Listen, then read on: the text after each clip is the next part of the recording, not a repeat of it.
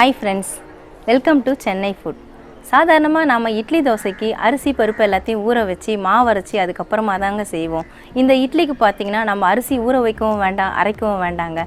இன்ஸ்டண்ட்டான சாஃப்டான இட்லி எப்படி செய்கிறதுன்னு பார்க்க போகிறோம். வாங்க பார்க்கலாம்.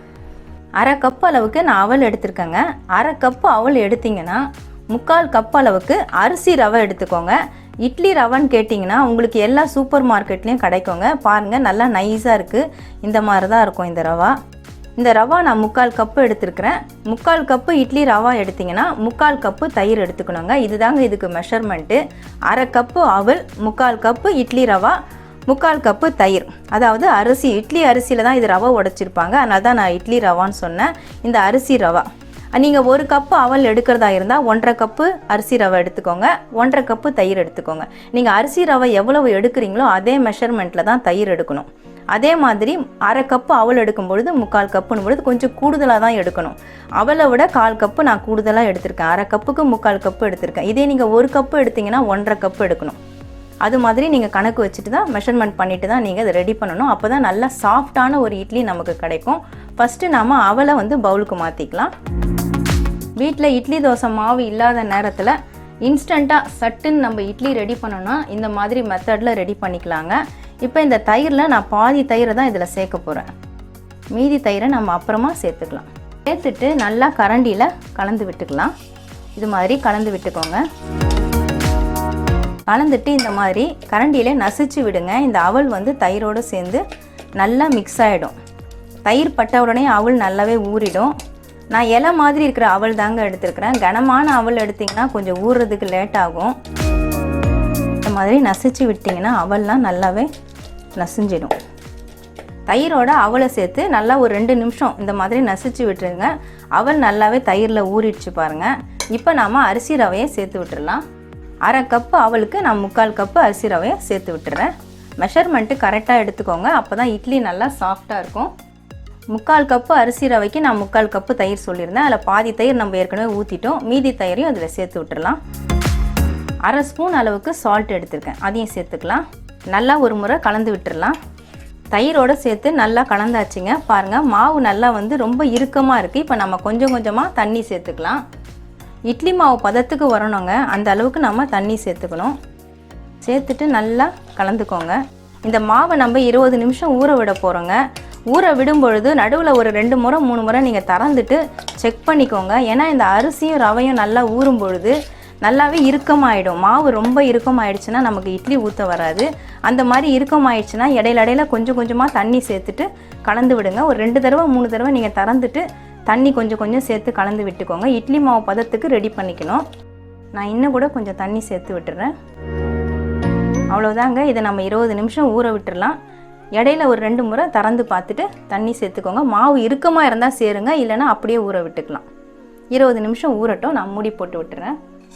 ஊற விட்டு 20 நிமிஷம் ஆயிடுச்சுங்க. இப்போ ஊறிடுச்சான்னு பார்ப்போம். நான் இடையில ஒரு தடவை மட்டும் திறந்துட்டு ஒரு 1/4 டம்ளர் அளவுக்கு தண்ணி சேர்த்து விட்டேங்க. ஏன்னா இட்லி மாவு பதத்துக்கு இருக்கணும். ஊறினதுக்கப்புறம் தண்ணி உறிஞ்சிடும்னு சொல்லியிருந்தேன். இப்போ பாருங்கள், நல்லா ஊறி இருக்குது. மாவும் பாருங்கள் இட்லி மாவு பதத்துக்கு நல்லா கட்டியாக இருக்குது. இந்த பதத்துக்கு ரெடி பண்ணிக்கணும். எனக்கு மொத்தம் 200 ml அளவுக்கு தண்ணி செலவாச்சு. இப்போ நாம் கொஞ்சமாக சமையல் சோடா சேர்த்து விட்டுருலாங்க. நான் அரை ஸ்பூன் அளவுக்கு சமையல் சோடா எடுத்திருக்கேன். இதை அப்படியே டேரெக்டாக நம்ம சேர்க்காம கொஞ்சம் தண்ணியில் கலந்துட்டு சேர்த்தோம்னா சட்டுன்னு நமக்கு மிக்ஸ் ஆகிடும்.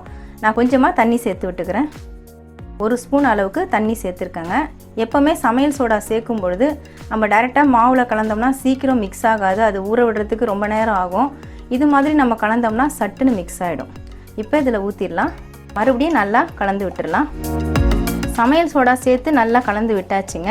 மறுபடியும் ஒரு 5 நிமிஷம் நம்ம ஊற விட்டுடலாம். அப்போ தான் நல்லா மிக்ஸ் ஆகிட்டு இட்லி நமக்கு நல்லா சாஃப்டாக வரும். அதனால் நான் மறுபடியும் ஒரு 5 நிமிஷம் மூடி போட்டு விட்டுறேன். சமையல் சோடா சேர்த்து கலந்து விட்டு ஒரு 5 நிமிஷம் ஆயிடுச்சுங்க. பாருங்கள், இப்போ நல்லாவே மாவு ரெடி ஆகிடுச்சு. இந்த 5 நிமிஷம் கேப்பில் நீங்கள் இட்லி தட்டெல்லாம் ரெடி பண்ணிக்கலாங்க. நான் ஏற்கனவே இட்லி தட்டில் எண்ணெய் தடவி வச்சுருக்கேன் பாருங்கள். நான் 2 இட்லி தட்டுலையும் ஆயில் லைட்டாக தடவி வச்சுருக்கேன். சப்போஸ் இந்த இட்லி தட்டில் நடுவில் ஓட்டை இருந்ததுன்னா நீங்கள் துணி போட்டுக்கோங்க. எனக்கு நடுவில் ஓட்டை இல்லை, அதனால் எண்ணெய் மட்டும் தடவி வச்சுருக்கேன். நான் இட்லி கடாய் தான் எடுத்திருக்கேன். இட்லி கடாயில் ஒரு 2 டம்ளர் அளவுக்கு தண்ணி சேர்த்து விட்டுருக்கேன். நாம் இட்லி தட்டை இது உள்ளே வச்சுட்டு மாவை ஊற்ற ஆரம்பிச்சிடலாம். நல்லா ஒரு முறை இந்த மாதிரி கலந்து விட்டுக்கோங்க. ஒரு கரண்டியாக அள்ளி இட்லி பாத்திரத்தில் ஊற்றிக்கலாம். இதே மாதிரி இன்னொரு தட்டுலையும் மாவு ஊற்றிக்கலாம். நான் ரெடி பண்ண மாவை 2 இட்லி தட்டுலையும் ஊற்றிட்டேங்க. இட்லி கடாய் எடுத்தனால நான் 2 தட்டு தான் வைக்க முடிஞ்சுது. இப்போ நம்ம மூடி போட்டு விட்டுடலாம். அடுப்பு மீடியம் ஃப்ளேமில் வச்சுக்கோங்க. வச்சுட்டு ஒரு 10 நிமிஷம் வேக விட்டுடலாம். இட்லி நான் 10 நிமிஷம் வேக வச்சு எடுத்துட்டேங்க. வேக வச்சு எடுத்துகிட்டு ஒரு 2-3 நிமிஷம் ஆற விட்டுடுங்க. நல்லா சூடு ஆறட்டும் நம்ம எடுத்தால் தான் இட்லி ஷேப் நல்லா கரெக்டாக வரும். இப்போ நம்ம இதை பிளேட்டுக்கு மாற்றிக்கலாம். இந்த மாதிரி ஏதாவது ஒரு ஸ்பூன் வச்சுட்டு எடுத்துக்கோங்க.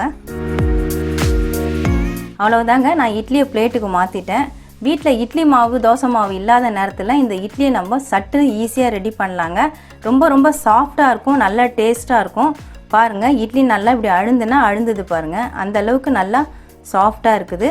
இதை நம்ம சட்னி, சாம்பார், இந்த மாதிரி கிரேவி, குருமா இது எல்லாத்துக்குமே வச்சு சாப்பிட்லாங்க. ரொம்பவே டேஸ்ட்டாக இருக்கும். வீட்டில் இட்லி தோசை மாவு இல்லாத நேரத்தில் சட்டுன்னு பிரேக்ஃபாஸ்ட், டின்னர் இதுக்கெல்லாம் இந்த இட்லியை இன்ஸ்டண்ட்டாக ரெடி பண்ணிக்கலாங்க. ரொம்பவே ஈஸியாக ரெடி பண்ணலாம். ரொம்ப டேஸ்ட்டாக இருக்கும். கண்டிப்பாக ட்ரை பண்ணி பாருங்கள். நமக்கு அவசரத்துக்கு இன்ஸ்டண்ட்டான சாஃப்டான இட்லி எப்படி செய்கிறதுன்னு வீடியோவில் பார்த்துருப்பீங்க. உங்களுக்கு இந்த வீடியோ பிடிச்சிருந்தா லைக் பண்ணுங்கள், ஷேர் பண்ணுங்கள், சப்ஸ்கிரைப் பண்ணுங்கள். சப்ஸ்கிரைப் பண்ணவங்க மறக்காமல் பெல் பட்டனை கிளிக் பண்ணுங்கள். இந்த வீடியோவில் ஏதாவது டவுட்ஸ் இருந்தால் கமெண்ட்ஸில் கேளுங்க. அஃபிஷியலாக நம்மளுடைய ஃபேஸ்புக், ட்விட்டர், இன்ஸ்டாகிராம் பேஜஸ்க்கான லிங்க் நான் டிஸ்கிரிப்ஷனில் கொடுத்துருக்கேன். நீங்கள் லிங்க்கை கிளிக் பண்ணி லைக் அண்ட் ஃபாலோ பண்ணிக்கோங்க. நமக்கு இன்னும் 2 சேனல் இருக்குங்க. அந்த சேனலுக்கான லிங்க்கை நான் டிஸ்கிரிப்ஷனில் கொடுத்துருக்கேன். நீங்கள் லிங்க்கை கிளிக் பண்ணி சேனலை ஓப்பன் பண்ணி பாருங்கள். உங்களுக்கு அந்த சேனல் பிடிச்சிருந்ததுன்னா சப்ஸ்கிரைப் பண்ணிக்கோங்க. நன்றி, வணக்கம்.